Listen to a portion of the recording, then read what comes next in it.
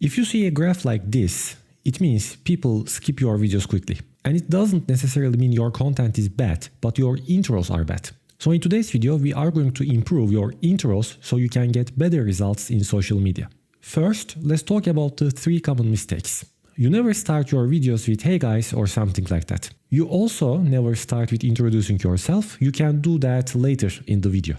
And you never say something that is irrelevant to your content. Instead, you should start your videos with a hook. If you don't know this term, a hook is simply the first sentence of your video, but it has 2 jobs. A hook should always be relatable to your content, so people immediately know what the video is about.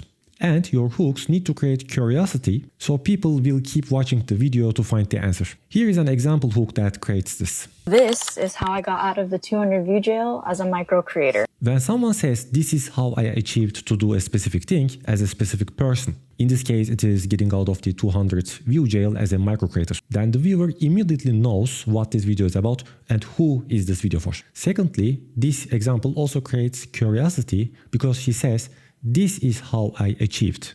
And now the viewer wants to know how did she achieve it. So they must keep watching the video. It is that simple.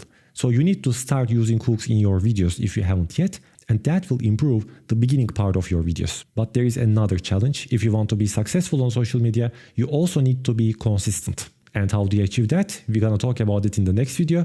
And if you are a beginner creator, don't forget to follow me.